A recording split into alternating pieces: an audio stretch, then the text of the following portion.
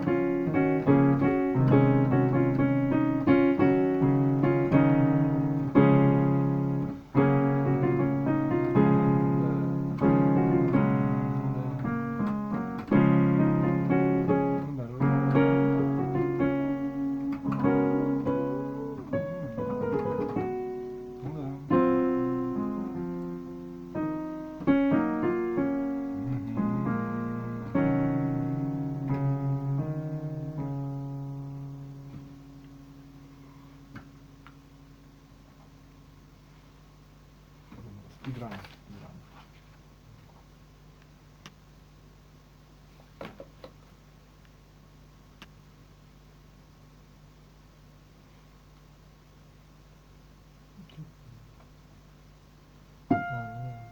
Бикини,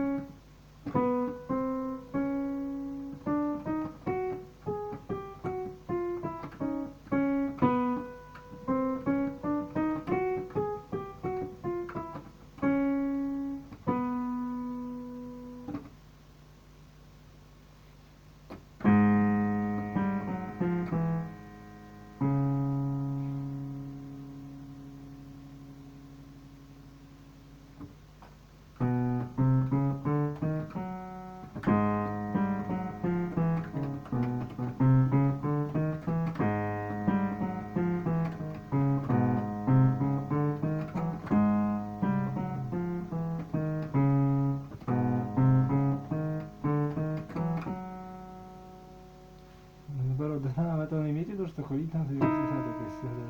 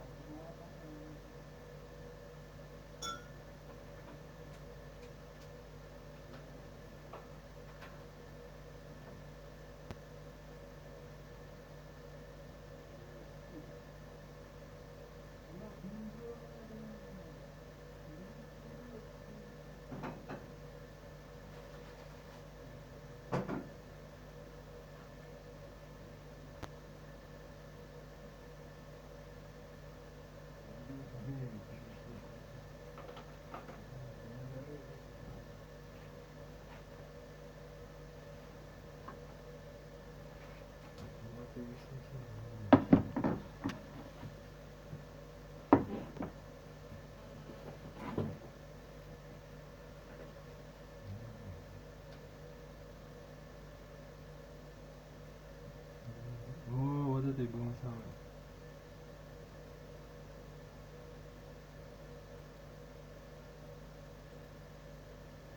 Ну вот это, собственно, из этого вся программа была. Вышел. Да, это есть.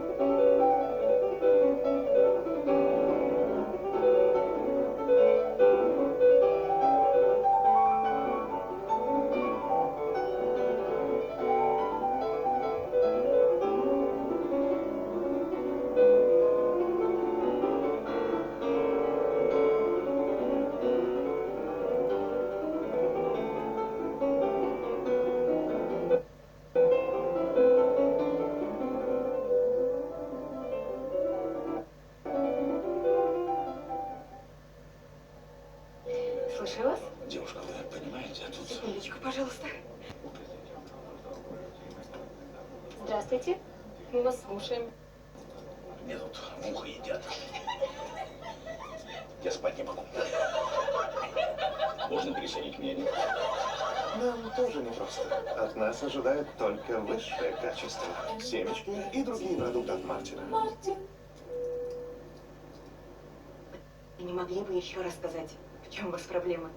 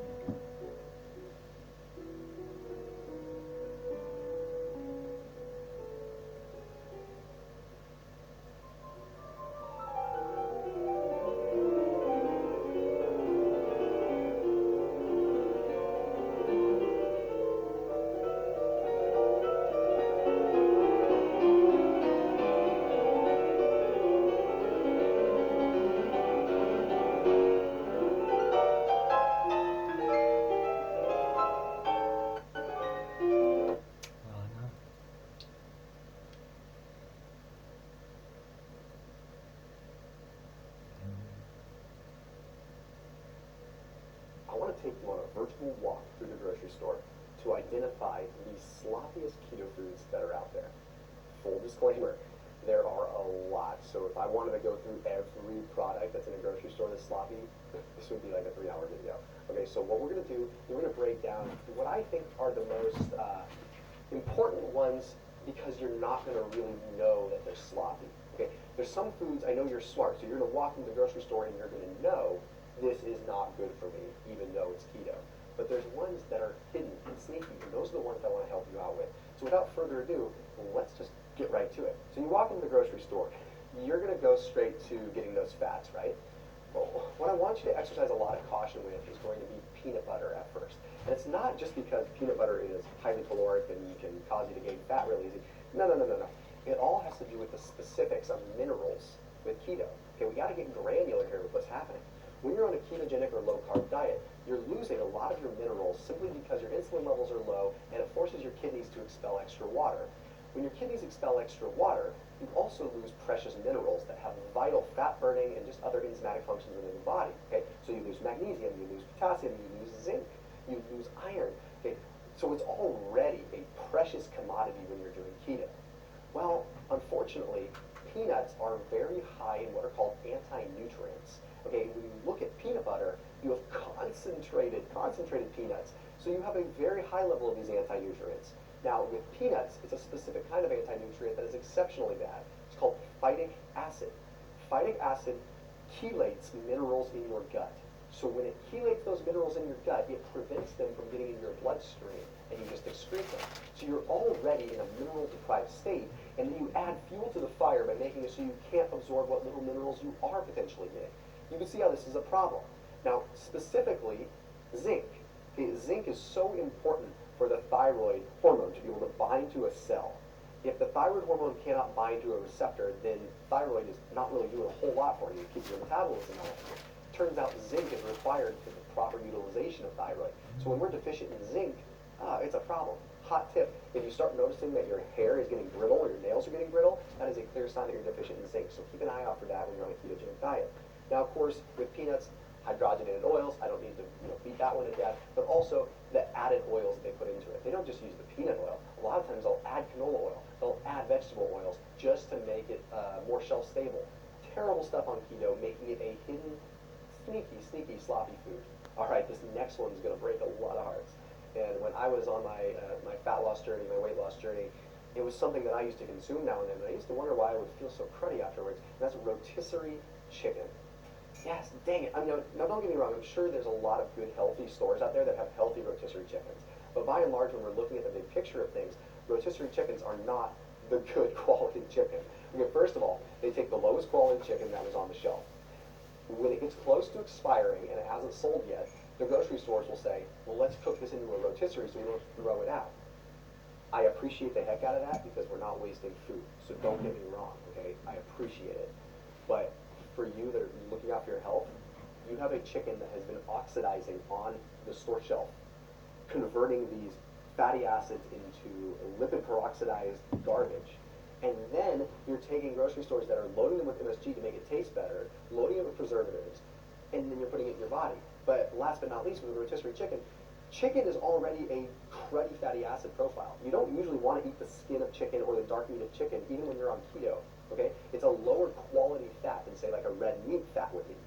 So if you do this, you're getting all the skin, you're getting all the dark meat, and you're getting all these MSG and all the expired chicken.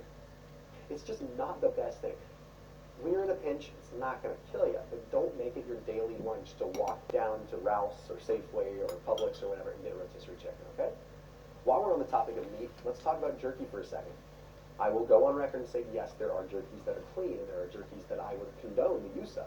But by and large, I would probably say about 80 to 85% of the jerkies that are out there on the grocery store shelves are going to be sloppy keto foods. Either they have way too much sugar in them, which is very common, they have way too much maltodextrin or dextrose, or they have gluten, straight up soy sauce, because A, they're trying to mask cruddy quality stuff, but they're also just trying to give it that, good old-fashioned jerky taste. Soy sauce is pure gluten, and I hate to break it to you, but gluten is not digestible. It is not good for people. It triggers the release of zonulin within the body. It triggers antibodies, kind of in a chain reaction. There's different studies that back this up. Nothing insanely concrete, probably because there's maybe a little bit of industry blocking it, but the fact is gluten is not good. So choices that you need to be making, that you need to be looking for, make sure that it's not soy sauce, make sure it has tamari if it is regular jerky. Then when we look at beef sticks, we get really freaky here. Okay, most of the beef sticks have corn syrup in it, which is pure like fructose. Okay, fructose is going to go straight to the liver and go through de novo lipogenesis and get stored as fat. Then, of course, we have all kinds of stabilizers. We have dextrose, we have maltodextrin, stuff like that. I will make a recommendation if you want good quality jerky sticks. You can find them at like Trader Joe's, you can find them at Whole Foods, you can find them at a lot of grocery stores. They're called chomps, okay, and they are grass-fed, grass-finished beef sticks. Really good quality stuff. I keep them in my glove box, I keep them in my center console, I always keep them with me, my son loves them. Super clean, no hidden nasties. We're talking like sea salt, we're talking beef, we're talking a couple flavors, all good, clean stuff. If you don't have them at your grocery store, I'll go ahead and put a link down below. That way you can check them out. I'll also put a code so you can get a discount. They are a sponsor of this channel, but don't hate me for that because sponsors make this channel possible, and Chomps is awesome, and that's why I chose them. So special link down below, special pricing. Make sure you check them out. And if you don't want to go there, you can still find them at your grocery store. Okay, let's jump over to one that broke my heart when I learned the research. You ever just enjoy a food so much, and then it's like someone you trust tells you that it's not really that healthy and it just crushes you? I'm sure a good number of the dislikes on my videos every now and then come from me just breaking the hearts of people. And trust me, I have to relate with you. I am human too, and this next one is one that I used to just eat so much of, and I had to dwindle it down quite a bit. And it's cottage cheese. Okay, cottage cheese. То есть у тебя все сердце, то есть is very, very, very, very good. But 99% of the cottage cheeses that are out there are full of emulsifiers. They are full of things like carrageenan, which is so inflammatory. They are full of all kinds of stabilizers and gums that just stabilize and gum your... Крючка, ты мне ломаешь сердце. But the big thing I want to focus on is the kind of protein that it is. Okay, it's a casein protein. Now, casein protein digests really slow, which makes it tremendous before bed because you can get a slow digestion. When I was losing weight, I used to eat it before bed because I thought it would just kind of feed my muscles, and it does. But here's the thing. If you get the wrong kind of cottage cheese, then you end up with what is called A1 casein. Okay, so an A1 and A2 casein proteins. A1 casein is almost all the casein protein and dairy products that are out there today. A2 is what it used to be like thousands of years ago. But through natural kind of genetic mutations and things that happen and over harvesting, the proteins have changed. Let me give you an indicator of how minuscule this change is, but what a big impact it makes in your body. Okay, so when we look at the proteins that are in cottage cheese and dairy, we have 209, okay, 209 amino acids strung together to make a single protein. Literally, the only difference between A1 and A2 proteins that I'm talking about is the 67th random amino acid is histidine instead of proline. So can you believe that one small amino acid in a chain of 209 changes the molecular structure of a protein so much that it becomes an opioid? It becomes an opioid in our body, and it binds to opioid receptors. Have you ever wondered, wow, I'm addicted to cheese. I'm addicted to dairy. It's not in your head. It's real. You really do get addicted because you have a bioactive opioid called BCN7 in most dairy products, which is why that's why I'm so trepidatious of most dairy. So I do just want you to exercise caution whenever you're shopping for cottage cheese. A couple brands out there, one in particular you'll see at like Target. Good Culture cottage cheese is probably one of the only ones that I would recommend. Otherwise, just stay away from cottage cheese, to be honest. Okay, so as we're taking a cruise through this cheese section here, let's stop and talk about processed cheeses. Now, I know you know that processed cheeses are bad, but we're seeing more and more of them appearing in the keto world. As we're seeing more frozen keto dishes and we're seeing more shelf-stable keto dishes, along come marching in the processed cheeses. So you just need to know what to look for on a label. So here's what you look for. Okay, the first thing is pasteurized processed cheese can still be 100% cheese. It just means that it's been processed and probably has an emulsifier in it. Not the end of the world, okay? So if it says pasteurized processed cheese, not that big of a deal.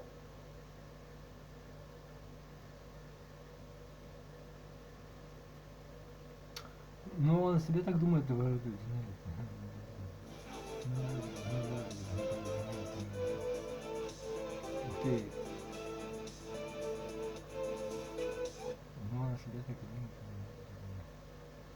next thing you want to look for. If it says pasteurized, processed cheese food, that means that's between 51% and 99% real cheese. Okay, so you gotta be careful with that one. And lastly, if it says pasteurized, processed cheese product, that is less than 51% cheese, and that's the one you really want to be careful with. The biggest issue that we have with this is the fact that they take the, quite frankly, somewhat healthy dairy fat, because the fat from dairy is actually quite good for you. Okay, hecadonic acid, things like that have actually been really good, and they actually have good amounts of conjugated linoleic acid that can be good for fat loss. I digress. Point is that the fat from cheese isn't that bad, but when they take processed cheese, they take that fat and then they add additional hydrogenated fats, or they add canola oils or vegetable oils to stabilize it more and make it more shelf stable. Well, that's inflammatory, and that triggers an issue. And there goes to all the benefit of this potentially fatty cheese. I'm not anti-cheese. In fact, I eat a decent amount of it. I just always exercise caution with what kind of cheese. So make sure you're paying attention to that. This next one is more of an ingredient, but you're going to find it in a plethora of products that are in the grocery store. So if we take a walk down the bar aisle, or we take a walk down the cookie aisle, and you see these just glowing, beautiful keto cookies and keto bars from some names that I quite frankly shouldn't really say, if you look at the label and you see soluble corn fiber, you probably know they're not really concerned with your health, and they're a little more concerned with their margin. Okay? As a business owner myself, I understand margin, and I understand that, but come on. We live in an era where people can learn and educate. Don't throw your consumer under the bus. Okay, so soluble corn fiber is where they take corn starch and through enzymatic hydrolysis, they basically turn it into a fiber. Now, this isn't all that bad, but the thing is people will tell you, oh, well, that's still, it's a non-digestible fiber, so it's a prebiotic fiber, so it's really not all that bad. It's still corn. It's still GMO corn that is turned into a processed stabilizer that is used as a filler to increase margin. And it is not good in your body, and it is something that gives volume. Another example, and I have to follow the sword here because I have my cheat nights where I have ice creams like Halo Top and Lighten and things like that. Those ice creams, those keto ice creams, have it too. That is exactly why they are not something you have every night. They are a sloppy keto food, but you are entitled to have it now and then, okay? You're human, I get it. Okay, so have it now and then, enjoy it, have a cookie now and then, but please, for the love of all things keto and all things for your waistline, do not make it a habit. It's so easy. They taste so good. They're hyper palatable. They're bright packaging. It's marketing coming at us, and it's making us want to control yourself. And trust me, your waistline and I will thank you later. So please, once again, I ask that you do hit that red subscribe button, hit that bell icon, and make sure you're always keeping it locked in here on my channel. See you soon.